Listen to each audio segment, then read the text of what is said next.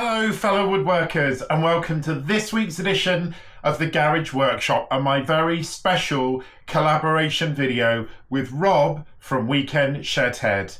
This week I'm going to be making a spiral wooden Christmas tree.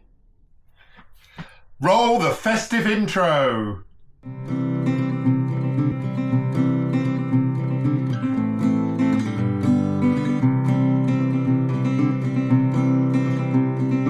So fellow woodworkers, for this very special Christmas themed collaboration with Rob at Weekend Shedhead, there were three very important rules. Number one, only Parkside tools can be used for the build. Number two, whatever we made had to be Christmas themed. And number three, we could only use items lying around our sheds or our workshops. So, a challenge to create something Christmas themed with only Parkside tools from things in the workshop. Now I know what you're all thinking. What have I come up with? Well, I've got a fantastic idea for a slight take on a Christmas tree build. And before we get going, let's have a look at what I've got in my wood pile as you join me in my workshop. So fellow woodworkers, I have got a couple of pieces of wood which I bought for a project earlier in the year which I haven't used, and I think they are back up on top of my very good wood storage system. So I'm just going to see if I can...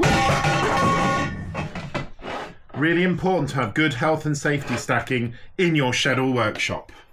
So these are the two pieces of wood that I've got that I want to use for this project. So let's take them over to the bench and have a look at them. Okay, so these two pieces of timber I got from the UK version of Home Depot, the big box store, and they are plain smooth timber, and they're 27 millimeters wide by 44 millimeters deep. And these two pieces are quite rough. It's planed timber. It's got a lot of knots in it. It's got a lot of different sort of bits and bobs in it. But for me, that's just going to add to the character. So I've got these two pieces, which I think are going to be enough. I'm not going to show you exactly what the finished thing looks like until I get close to it. The only other thing I think I'm going to need is a dowel, and I know I've got some of those in my wood storage trolley, so let's dig those out. I've got this one, and I've got a thicker one, which is quite a lot thicker, and I've got one sort of in the middle. So 3 dowels to choose from, and the wood. The only other thing I need, I think, is a couple of scraps for the base. And I've got some little offcuts of wood. That might be a bit too cut, that one. But I've got a few little offcuts of wood, which I think I can use for the base. In fact, I've got this old floorboard here, which is in quite good condition. It's going to need a bit of a sand, but that's quite a nice piece of wood. It's not too badly cut, so I think I'm going to go with that. So fellow woodworkers, for the design that I'm going to do, I think this piece of dowel is going to be too thick. As you can see, it's quite thick there. I think this piece of dowel is going to be too thin, so I'm just going to disregard both of those. I think this piece of dowel is the right diameter. I'm not sure if it's big enough, but I'm pretty sure it will be. The only thing that's slightly worrying me is this base, because obviously it's going to be a different colour to the rest of the wood. But I'm not actually sure if that's a worry. I think actually that might be a positive. So I'm going to stick with it for now. I'm not sure if I'm going to need both of these pieces of wood for the design that I've got in mind, but I do want to try and avoid as many of these knots as I can. So it might be that I use chunks of one and the other, although that's a bit wasteful, so I'll have a think. So let's get going and talk about the design. Okay, so for this project, it's going to hopefully look like this. There are thousands of videos on YouTube at the moment with these sort of spiral design Christmas trees. So I've looked at quite a few of them, and the two best ones, I've sort of adapted their designs to put them into one. So the first thing I'm going to do is start with cutting the actual wood that is going to be the wood that makes the Christmas tree, the sort of arms or branches. So as I said, this timber that I've got is pretty flat, little bit of wobble in it, and I'm going to need 16 pieces of this cut in various lengths. Now, the videos I've watched have done this all in inches, so if you are watching from a country that uses particularly if you're watching from the States, I'm going to start at roughly 3 inches and then just keep cutting all the way up until I get to sort of 10.5 inches. So 3 inches, 3.5, 4, 4.5, 5, 5.5, all the way up. If you're watching in anywhere that uses centimeters, I'm going to start with my first piece being 7.5 centimeters long, and then I'm just going to keep adding 1.5 centimeters. So I'll go 7.5, 9, 10.5, all the way up until I get the 16th piece, which is obviously going to be quite a lot bigger. Now, I am a bit nervous. I haven't got enough wood, even with both pieces. So my option of cutting some pieces out because of the knots, I don't think is going to work. So the first thing to do, let's mark up all this wood and then we can cut it. And just remember, I can't use my trusty Evolution miter saw for this because I'm only allowed to use Parkside tools. So let's get marking. One of the other things that I should have said at the beginning is I'm going to use a Sharpie to mark the lines, and that's to try and allow for the width of the kerf of the blade. So every time I mark, I'm going to use a Sharpie. So the first Parkside tool I used was my Parkside plunge saw, and this was really difficult to use. You'll see in a minute, apologies there for the camera work, you'll see in a minute how difficult it was. It gave me a really difficult edge on the wood, but I did correct that, and it was hard actually lining it up and still seeing the spinning sort of blade and trying to keep it in line, because obviously you can't see the guide very easily at the front of the saw, which is why you can see me leaning over so much. So when I was doing it, it did make me think I wish I had a Parkside miter saw, but I got there and it was pretty much straight. Need a little bit of knocking off, but nothing too dramatic. Okay, so fellow woodworkers, two things. Number one, this mask is absolutely brilliant. I didn't feel anything when I was cutting, breathing in. There's a link to this mask in the description of this video, along with my affiliate code that will get you money off at the checkout. But brilliant mask.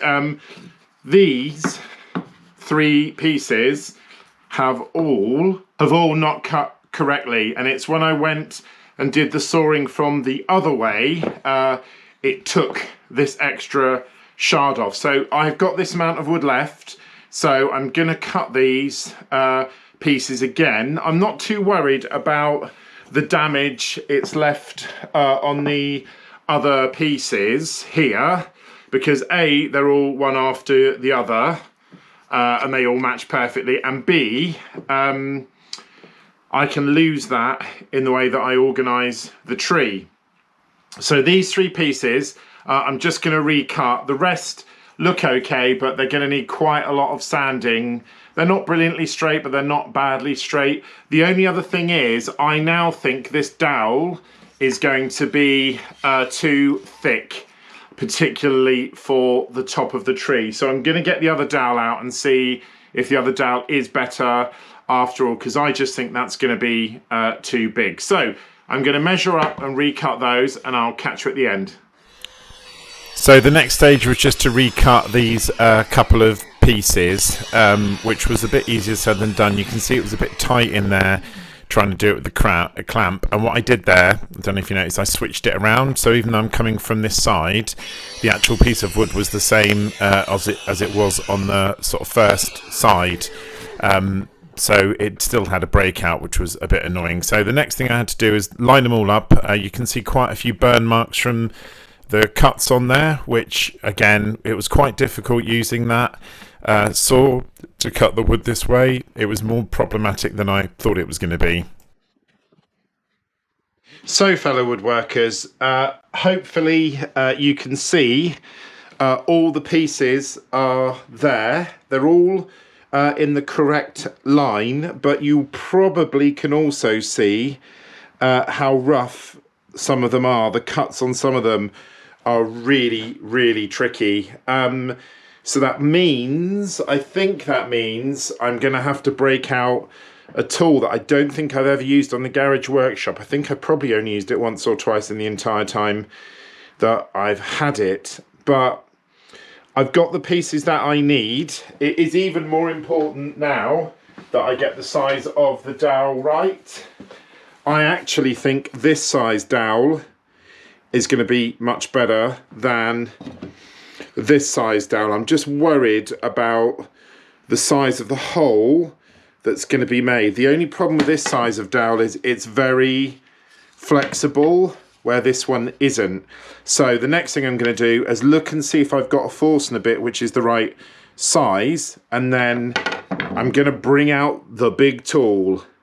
So, fellow woodworkers, this is my Parkside sander, which I don't actually think has ever appeared on the channel before. I probably only used it half a dozen times since I had it. So I'm going to use that just to flatten off the edges of each of these blocks. So obviously it's going to potentially impact the sizing, but having looked at the blocks, there's not a huge amount that I need to take off. It's literally leveling some of them out. So I'm going to run through now, through the magic of YouTube. Hopefully you'll have a good time lapse of me just trimming everything off. This is a really useful tool, this Parkside sander, but if you've got this product yourself, let me know. The belt on the top, the large bolt you can see, keeps moving. I don't seem to be able to tighten it enough to use it properly, so if you know how to adjust it, please let me know in the comments. But pretty soon they're all done. Okay, just another little shout out to this master. I know it's the second time, but there is a lot of fine particles of dust in here from all of that sanding. It's covering everything, and not a single piece anywhere on me. My glasses were fine, they didn't fog up. So again, link in the description, but first time I properly put this through its paces and I'm really impressed. So I've got all of the pieces now, as you can see, hopefully, here. So I'm just going to knock off some of the edges with a sanding block. There is a big knot in one of the blocks at the bottom, but to be honest, I'm gonna sort of keep that in, I think, and then the next stage is just going to be marking the center of each of these and then drilling the hole in. So let's do that now. It was just a case of knocking off a few bits and bobs. Really didn't take very long. The cuts are actually quite neat. The next thing I did was just mark the center of all of them. I actually did it with a Sharpie in the end just to help the drill. So I measured exactly halfway and halfway. That one there you can see was a bit tricky with the knot, but when I did do the final drilling through, I actually got away with that, which I was quite surprised with. And it was just a case then of drilling all the holes. Now watching this footage back, I can see I didn't do a great job. Obviously I couldn't use a drill press because I don't have a Parkside one, which ruled it out. So all of the pieces are cut. Let's see if they fit. This was strangely satisfying, this bit, putting everything on there. It went really, really well, to be honest, and I just slid everything on one after the other. There was still a little bit of wiggle room. The one on the bottom was a bit stiffer, but to be honest, I think that's a good thing to sort of stop them moving anywhere. Okay, so as you can see, they all fit, which is fantastic news. So the last thing to do now is to work on the base. I'm going to do that now. Cutting this plank of wood was at least a little bit easier with the plunge saw. I just marked it out. I can't remember the exact measurement. I want to say it was something like 18 centimeters. I don't know if that looks about right. And then I just obviously ran the saw through it. I actually got a much better, straighter cut on both sides this time. It was quite hard though to cut, as you can see, with obviously the width of the saw, but I got there in the end, and then it was just a case of running it through the sander, which is what I did.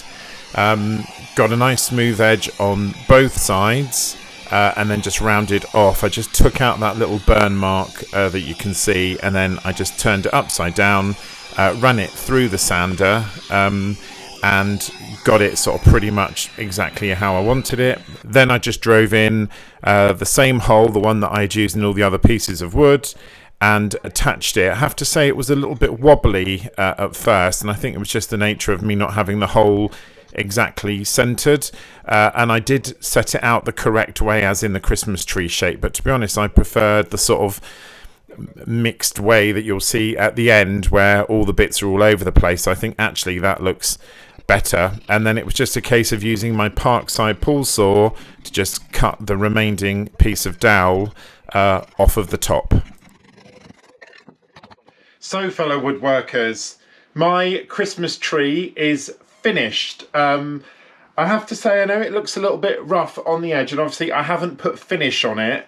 I'm going to leave it a few days and decide what finish I want to put on it, but I'm really happy with how it turned out. It was a much more complicated build than I expected, but then again, it's the Garage Workshop and they all are.